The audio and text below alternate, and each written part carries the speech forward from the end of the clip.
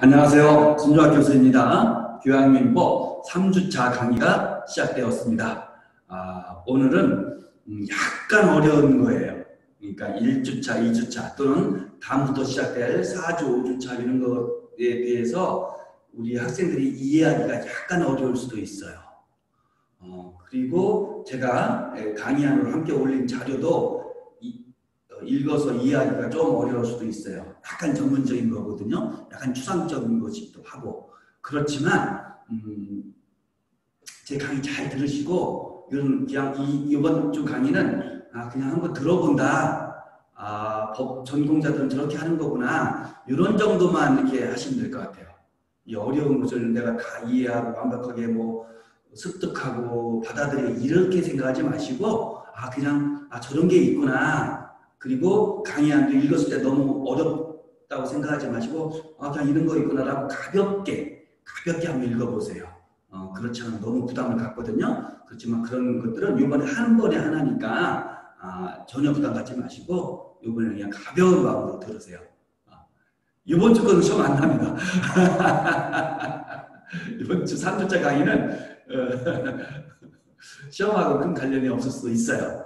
왜냐하면 약간 추상적인 것이기도 하고 교양민법하고 약간 거리가 있을 수도 있는데 그럼에도 불구하고 이걸 강의를 하냐 굉장히 중요하기 때문에 그린 거예요. 혹시라도 여러분 중에 이걸 조금이라도 이해할 수 있는 사람이 있다면 그 친구는 로스쿨로 오기를 강력히 추천, 강추를 드리고 싶어요. 그런 차원에서 여러분들 열심히 해보시되 부담 갖지 마시라 이런 말씀을 드리고 싶어요. 지난주에 첫 번째부터 우리가 강의해온 것이 인간의 사회생활 관계에 대해서 공부를 하고 있어요. 인간은 사회적 동물이기 때문에 누구나 관계를 맺고 살아갈 수밖에 없다는 것.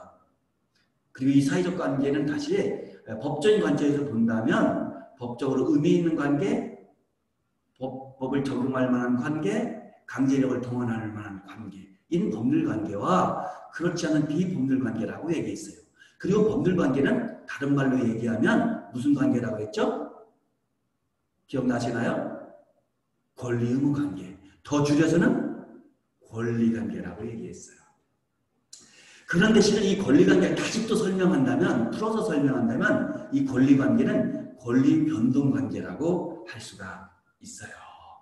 권리 변동이란 무엇이냐? 권리가 발생하고 내용이 변경되고 발생했던 권리가 소멸하고 하는 것을 넓은 의미로 변동이라는 용어를 쓰는 거예요.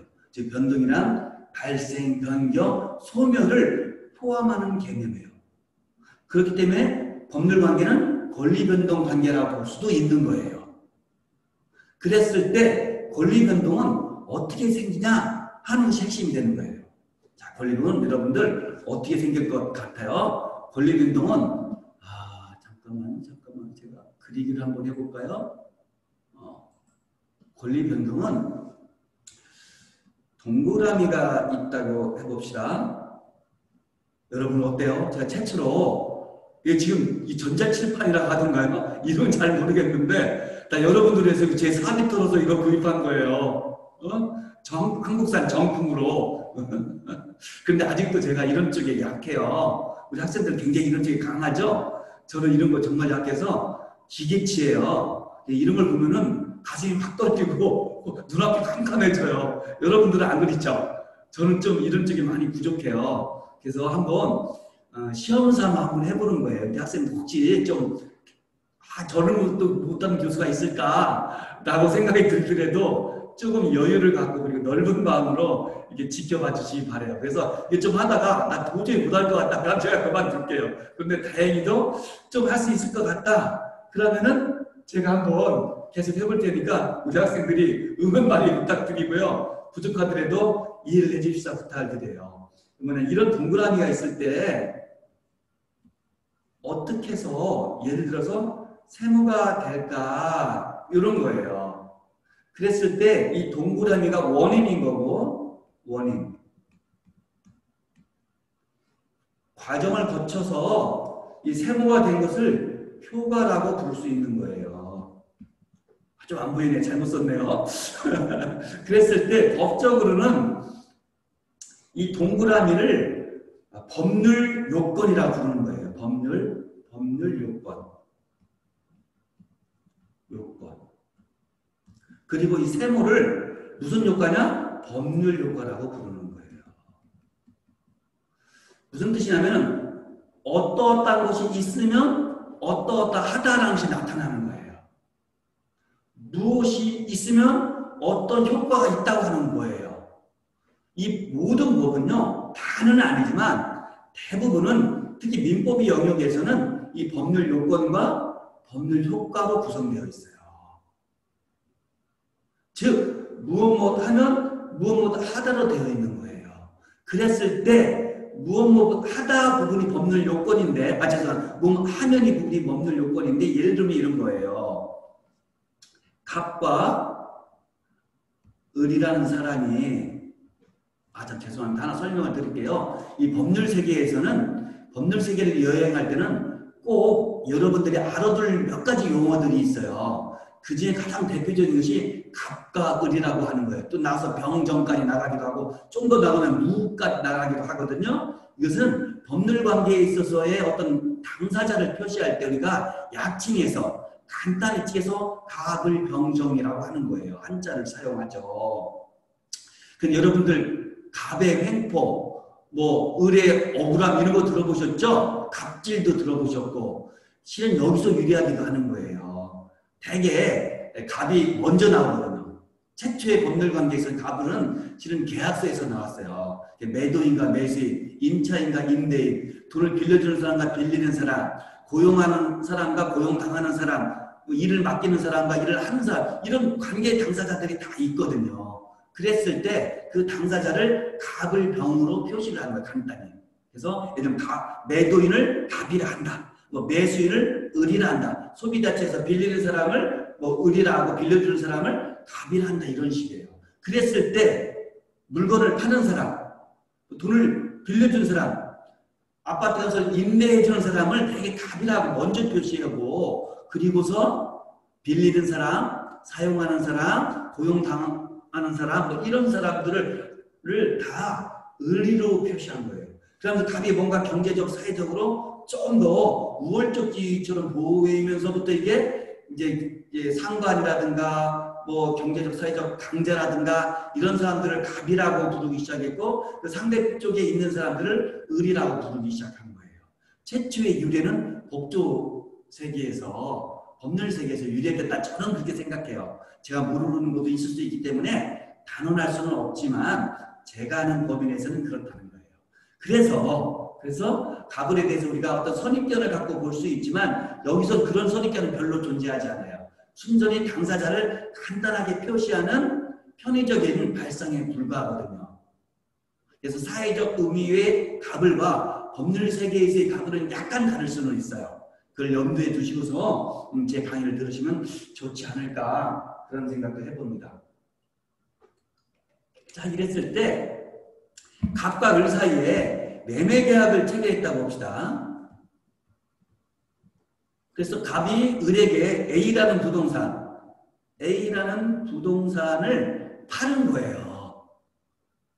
그럼 갑은 매도인이 되고 을은 산 사람이니까 무엇이 될까요? 매수인이 되겠죠. 매도인, 매수인이라고 부르거든요. 그래서 갑과 을 사이에 A라는 부동산을 사고 팔기로 하는 매매계약을 체결했어요. 그러니까 이 매매계약에 기해서 어떤 법률관계가 형성되냐면은 매도인인 이 갑 입장에서는 죄송합니다. 아이고, 이게 잘못 눌렀네. 큰일 났네. 죄송합니다. 갑 입장에서는 이제 팔았으니까 물건을 넘겨줄 의무가 있는 거잖아요. 또 등기까지도 넘겨줘야 될 거 아니겠습니까? 소유권 이전 등기를. 또 을 입장에서는 어떻게 되죠? 샀으니까 매매대금을 지급할 의무가 있겠죠. 반면에 갑 입장에서 권리가 더 있을 수 있겠죠. 어떤 권리가 있을 것 같아요? 내 물건 팔았으니까 어떤 권리가 있을 것 같아요? 상식적으로 따져봐도 돈 달라고 할 거 아니겠습니까? 매매대금이겠죠. 그 매매대금을 달라라고 할 수가 있는 거예요. 그래서 매매대금 지급 청구권이라고 불러요. 그리고 을 입장에서 매매대금을 지급할 의무가 있는 대신에 또 무엇이 있을 것 같아요? 권리로 따진다면, 권리라는 면에서 본다면 을은 갑에 대해서 내가 이 물건을 A라는 부동산을 샀으니까 나에게 넘기라, 그걸 인도라고 하는 거거든요. 인도하라. 그리고 등기를 넘겨야 내가 완전한 소유권자가 될 수 있으니까 소유권 이전 등기를 내 앞으로 넘겨다오 하는 권리가 있게 되는 거예요. 그랬을 때 내가 갑과 을이 A라는 부동산 사고 팔기로 하는 이런 원인이 있을 때 아까 말했던 이전 등기 청구권이라든가 인도 청구권, 매매대금 지급 의무, 그죠? 매매대금 지급 청구권 이런 권리와 의무가 발생하는 거예요. 그랬을 때 그 원인이 되는 것, 매매 계약이겠죠. 여기서는 그 매매 계약이 바로 무엇에 해당된다? 법률 요건이 되는 거예요. 그리고 그때 여러 권리가 발생했잖아요. 의무도 발생했고 그것이 바로 무엇에 해당된다? 법률 효과가 되는 거예요.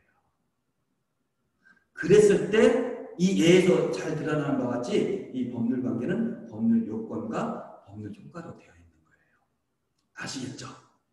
이것이 바로 로스쿨에서 우리 법학도들이 1학기 때 배우기 시작하는 법률 요건과 법률 효과라는 거예요. 여러분들 쉽게 설명이 됐죠? 이해가 되실 것 같아요. 이 정도면. 그리고서 제 강의를 한번 들어보세요. 아, 예, 제가 실수가 좀 돼요. 그래서 잠깐만 한번 이걸 다시 한번 지워볼까요? 지우는 게 있다고 했는데 이렇게 해서 모든 드로잉 지우기. 지워졌네요. 고맙습니다. 다시 한번 해볼게요. 아까 뭐 제가 그리려고 하지 않은 것이 갑자기 그려져서 약간 당황이 됐는데 한번 좀 다시 한번 해볼게요. 자, 법률 요건, 법률 효과. 이해를 하셨죠? 그랬을 때 이제 하나 더 여러분들이 이 다음 단계로서 공부해야 될 것은 그럼 좋아. 법률 요건과 법률 효과를 알게 됐어. 원인과 결과야. 좋아, 알게 됐어. 그러면 그 법률 요건은 어떤 것들이 있을까 하는 것이 문제되는 거예요. 핵심이 그거예요. 그랬을 때 이 법률 요건은 다시 크게 두 가지로 나눠볼 수 있어요. 편의상 나누는 겁니다. 편의상 나누는 거기 때문에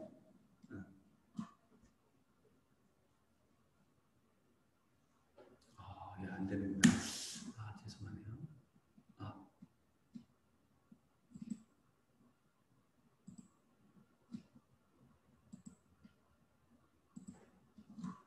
편의상 나눈다면, 굳이 나눈다면 두 가지가 되는 거예요. 하나는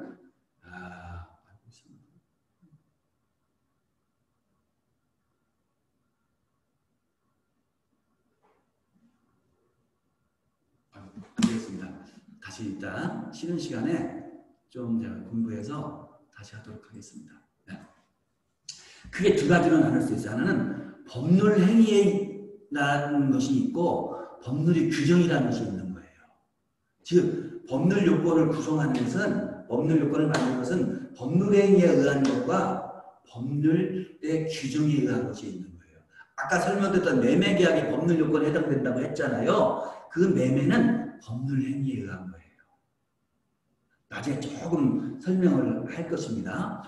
그럼 법률 행위란 도대체 무엇인가? 이거 약간 어렵거든요. 그것은 뭐냐면 아까 말했던 법률 효과 있죠. 그 법률 효과의 발생을 목적으로 하는 행위인데 법률 행위는 법률 효과의 발생을 목적으로 하는 행위지만 핵심이 뭐냐면 의사표시가 들어간다는 거예요. 구성 요건으로. 즉 의사표시가 그 핵심 요소로서 필수 요건으로 들어간다는 거예요. 법률 효과를 발생하긴 발생하는데 의사표시가 있지 않다. 그건 법률 행위가 아닌 거예요.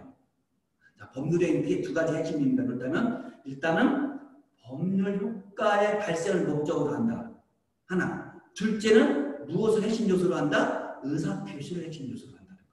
그러니까 의사표시와 법률 효과의 발생을 목적으로 하는 것, 이 두 가지가 법률 행위의 개념의 요건이 되는 거겠죠.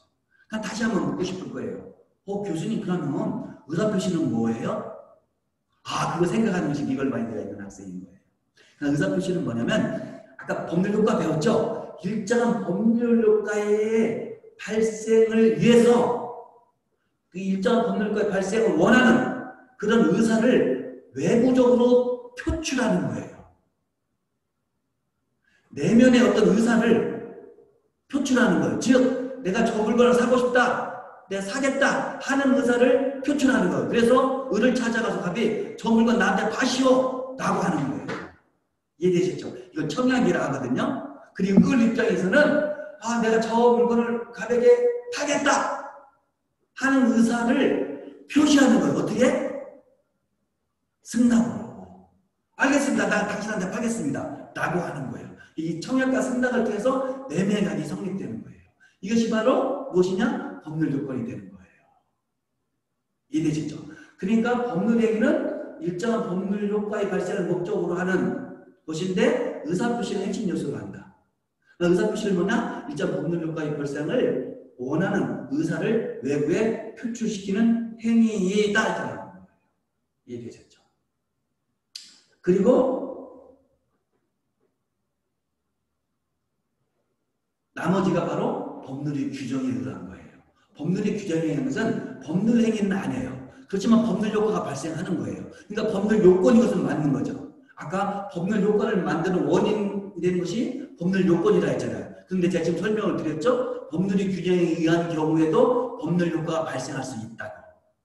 그러면 법률 행위에 의한 법률 효과가 발생하는 경우와 법률의 규정에 법이 특별히 규정하고 있기 때문에 법률 효과가 발생할 수 있는 이 두 가지 경우가 다 있게 되는 것이죠.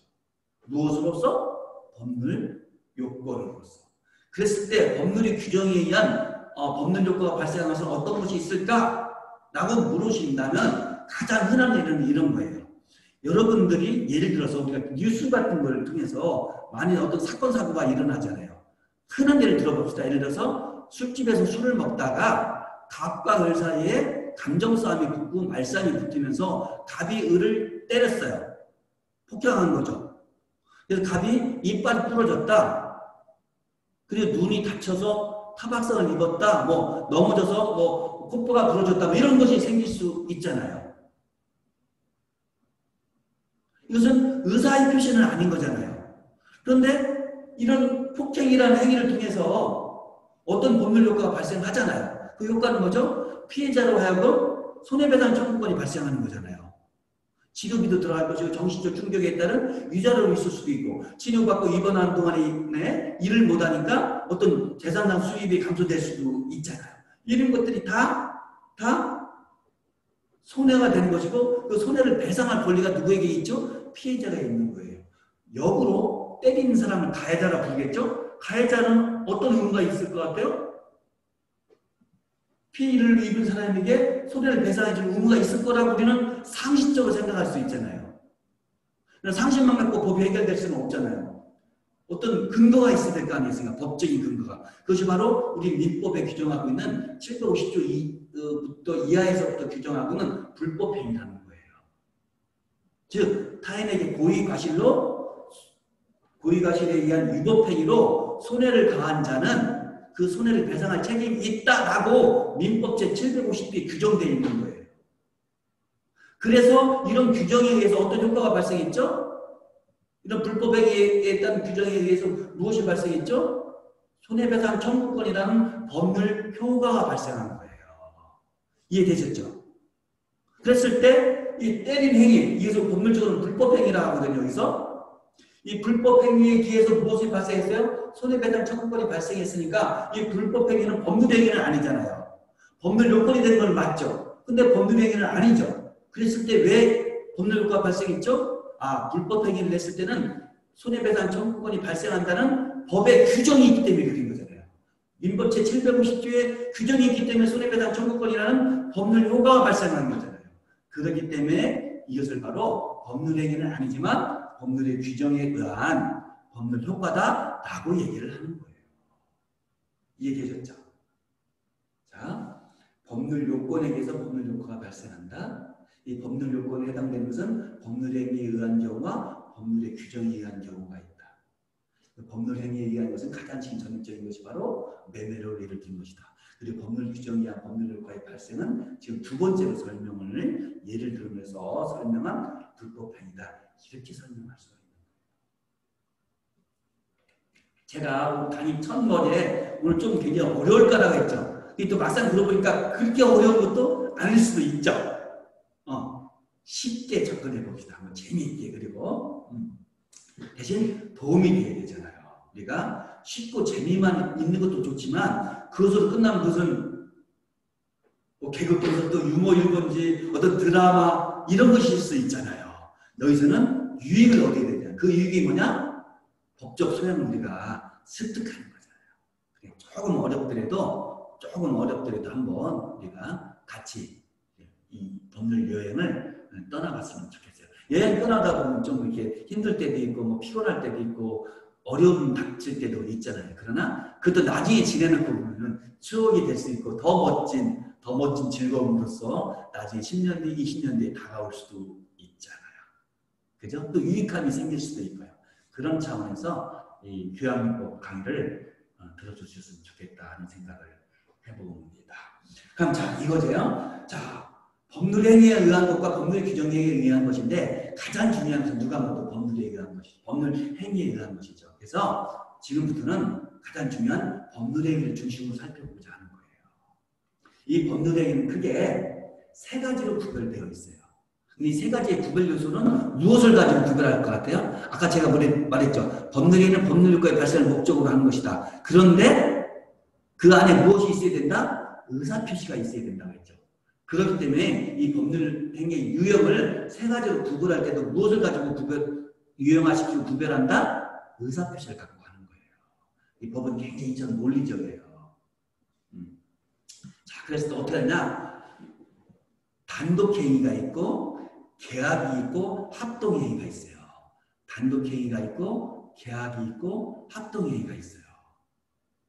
자, 단독행위는 뭐냐면 하나의 의사표시만으로 법률 효과가 발생하는 거예요. 이해되셨죠? 두 개의 의사표시가 필요하지 않은 거예요. 복수의 의사표시가 필요하지 않은 거예요. 단 하나의 의사표시만으로 법률 효과가 발생하는 거예요. 가장 전형적인 예는 이런 거예요. 뭐냐면 내가 갑이 을에 대해서 1000,000원을 받을 권리가 있어요. 그런데 갑이 불쌍해. 또 내 친구이기도 했어. 을이 불쌍해. 내 친구이기도 했어. 그리고 딱해. 내가 좀 도와주고 싶어. 다른 사람한테 빚을 져도 굉장히 어려워. 그냥 나는 받지 않겠다. 1000,000원 받을 권리가 있지만, 그래서 을은 1000,000원 갚을 채무가 있지만, 그 채무를 내가 받지 않겠다. 그거를 표시해 주는 거예요. 누구에게? 채무자인 을에게. 이것을 법률용어로 채무 면제라고 하는 거예요. 그래서 갑이 을에게 찾아가서 또는 편지로, 전화로, 이메일로 뭐로든 간에 을아, 너 요새 얼마나 형편이 어렵니? 너도 알다시피 내가 너한테 1000,000원 빌려줬지 않았니? 그런데 내 건강이 생각해보니까 네가 옛날에 나 도와준 것도 있고 네 요새 형편이 어렵다고 하니까 나는 그거 없어도 먹고 살 수 있어 다행히. 그러니까 너 1000,000원 내가 채무를 면제해 줄게 하는 거예요. 이걸 채무 면제라고 하거든요. 근데 이 채무 면제는 권리자인 채권자가 채무 면제를 하겠다는 의사를 표시하는 순간 채무 면제 효과가 발생해서 을은 더 이상 채무가 없는 거예요. 갑도 갚으러 갈 권리가 없는 거예요. 이것이 바로 단독행위의 전형적인 모습이 되는 거예요. 그런데 이 단독행위에는 다시 크게 두 가지가 있어요. 뭐냐면 상대방이 있는 경우와 상대방이 없는 경우가 있는 거예요. 지금 설명했던 채무 면제는 상대방이 있을 것 같아요? 없을 것 같아요? 여러분들 어떨 것 같아요? 자, 상대방이 있다고 생각하는 사람 손 들어보세요. 오케이. 반대로 상대방이 없는 것 같다 하는 사람 손 들어보세요. 좀 있는 것 같기도 하고 저는 안 보입니다. 어떨 것 같아요? 상대방이 있겠죠. 왜 그랬죠? 채무자가 있잖아요. 채무자의 을이 있는 거잖아요. 이걸 상대방이 있는 단독행위라고 하는 거예요. 그런데 A라는 물건이 내 물건이에요. 이 물건은 나는 소유권자잖아요. 내 물건이니까 나 이 소유권을 난 갖지 않겠다. 나 이 소유권 포기하겠다 하는 소유권 포기는 상대방이 없는 거예요. 모든 사람이 어떻게 보면 상대방일 수도 있지만 법적인 의미에서는 상대방이 없는 거예요. 이해되셨죠? 이런 것들이 상대방 없는 거예요. 또 상속받을 수 있잖아요. 상속을 포기하겠다 하는 것도 실은 상대방이 없는 단독행위가 되는 거예요. 이해되셨죠? 소유권 포기라든가 뭐 상속 포기 이런 것들은 상대방이 없는 것이고 아까 채무 면제 같은 것은 상대방이 있는 단독행위가 되는 거예요. 단독행위는 하나의 의사표시로 구성된다. 하나의 의사표시만으로 법률 효과가 발생한다. 근데 이는 두 가지가 있다. 상대방이 있는 경우와 상대방이 없는 경우가 있다. 상대방이 없는 경우에는 무엇이 있느냐? 상속폭이라든가 뭐 유증이라든가 소유권의 폭이라든가 이런 것이 있을 수 있다. 그러니까 상대방이 있는 경우는 어느 경우가 있을 수 있느냐? 지금 설명했던 좀 전에 설명했던 채무 면제자 있다. 그러니까 또 뭐가 있을 수 없을까? 내가 사기로서 법률행위를 했다. 속아서 했다. 뭐 그때 취소할 수 있거든. 취소 같은 거. 뭐 해제할 수 있거든요. 이런 것들은 바로 상대방 있는 단독행위의 바로 전형적인 모습이 되는 것이죠. 이것이 단독행위라고 하는 거예요. 이해됐죠? 단독행위 하나의 의사표시나 법률과 발생한다는 것이 핵심입니다. 그러니까 계약은 뭐냐? 의사표시의 수가 둘 이상인 거예요. 이해되셨죠? 복수의 의사표시. 그런 점에서 무엇과 구별되죠? 단독행위가 구별되는 거예요. 예를 들어 아까 설명했던 매매인 거예요. 매매는 계약인 거예요. 왜냐하면 그 물건을 사겠다, 팔겠다. 이 물건을 사가라, 사겠다. 이런 거잖아요. 청약과 승낙, 쉽게 말하면. 나한테 80억 청약. 오케이, 팔겠다, 승낙이거든요. 사겠다는 의사표시만으로 계약이 성립되지는 않잖아요. 그래서 상식적으로 따져도. 팔고 싶다는 의사표시만으로 계약이 성립되지는 않잖아요. 사겠다는 사람과 팔겠다는 사람이 만나야 비로소 무엇이 되죠? 계약이 성립되는 거잖아요. 이처럼 계약은 두 개의 의사표시가 있는 거예요. 그런데 이 두 개의 의사표시가 어떻게 이루어지냐면 서로 대립되는 관계에 있는 거예요. 어떤 대립죠? 사겠다, 팔겠다. 서로 같은 방향이 아니잖아요. 서로 반대되는 방향이다. 사는 것과 파는 것 정반대 개념이니까. 또는 돈을 빌려주겠다, 빌리겠다. 내가 너를 고용하겠다, 내가 너를 위해서 일을 해주겠다. 내가 너한테 일을 맡기겠다, 내가 너를 위해서 일을 해주겠다. 돈을 빌려주겠다, 빌리겠다. 물건을 사겠다, 팔겠다. 이 물건을 공짜로 주겠다, 내가 받겠다.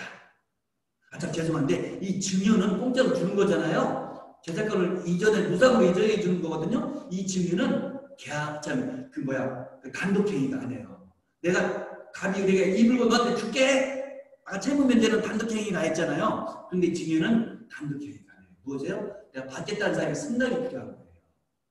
약간 상식하고 다를 수 있어요. 증여는 무엇이다? 증여는 단독행위가 아니라 무엇이다? 계약이다. 이렇게 되는 거예요. 주겠다, 받겠다. 오케이. 되는 거예요. 이해되셨죠? 내 물건 좀 맡아달라? 오케이, 맡아줄게. 인치. 여행 계약도 계약이거든요. 여행 계약 같은 것들이 다 여기에 해당되는 거예요. 둘 이상 의사표시가 필요한데 그 점에서 단독행위는 구별된다. 그런데 이 의사표시는 방향이 서로 대립되는 방향이다. 이것이 계약의 핵심인 거예요. 이해되셨죠? 둘 이상이 서로 대립되는 의사표시 합치에 의해서 법률 효과가 발생하는 법률 요건이다. 이것이 바로 정확한 계약의 정의예요. 또 하나가 있죠. 합동행위. 이 합동행위는 글자라는 그 합동이라는 의미에서도 어느 정도 우리가 알 수 있어요. 합동이니까 무엇이죠? 의사표시가 하나겠어요? 복수겠어요? 합동은 하나는 아니겠죠. 여러 가지가 모이는 거니까. 그죠? 그래서 합동은 복수의 의사표시가 필요한 거예요. 복수의 의사표시를 구성요건으로 하는 거예요. 그렇기 때문에 무엇과 구별되죠? 단독행위랑 구별되는 거예요. 그렇기 때문에 무엇과 유사하죠? 복수의 의사표시가 구성요건을 하는 무엇과 비슷하죠? 계약하고 구별된다. 정말 비슷하다는 것이죠. 그러니까 계약하고는 비슷한데 어떤 점이 차이가 있느냐? 의사표시의 방향이에요. 계약은 서로 대립되는 거라고 했잖아요. 산다, 판다, 빌려준다, 빌린다 라고 했잖아요. 그런데 합동행위는 의사표시 방향이 같은 방향인 거예요. 같은 목적을 달성하기 위한 거예요. 매매 계약에서는 사는 목적, 파는 목적이잖아요. 빌리는 목적, 빌려주는 목적이잖아요. 그런데 합동행위는 이 복수의 의사표시가 같은 목적인 거예요. 동일한 목적인 거예요. 이 점에서 계약하고 구별되는 거예요. 그러니까 합동행위가 어떤 모습이 있느냐? 지난번 시간에 우리가 법이 사람으로 취급해주는 사람 존재를 무엇이라 했죠? 법인이라고 했잖아요. 근데 법인은 설립행위를 통해서 완성된다고 했잖아요. 그죠? 그랬을 때 법인을 우리 만들자. 가불병 3인이 야 우리 이런 회사를 만들자. 이런 우리가 그 동창회를 만들자 라고 했을 때 갑과 을과 병의 의사표시는 필요하죠. 갑도 만들자, 을도 만들자, 금도 만들자가 돼야 되니까. 그죠? 그런데 이 의사표시는 서로 대립되나요? 사고팔고 좀 나자. 똑같이 뭐죠? 똑같이 법인을 만들자잖아요. 같은 방향이고 같은 내용이잖아요. 그렇기 때문에 의사표시가 대립되는 것은 아니니까 계약이 아니라 합동회의가 되는 거예요. 그래서 합동회의 전형적인 모습은 바로 사단법인의 설립회의가 되는 거예요. 얘기하셨죠? 물론 경우에 따라서 학자들 중에서는 이것도 복수의 의사표시고 뭐 그렇기 때문에 그냥 계약으로 보자라고 보는 견해도 있지만 일반적으로는 사단법인의 설립회의는 비록 복수의 의사표시를 구성 조건으로 하지만 대립된 의사표시가 아니기 때문에 이것은 합동회의라 부르자라고 해서 계약과 구별되는 합동회의라는 개념을 인정하고 있는 거예요. 자, 10분 마셨다. 다시 시작하도록 하겠습니다. 고맙습니다.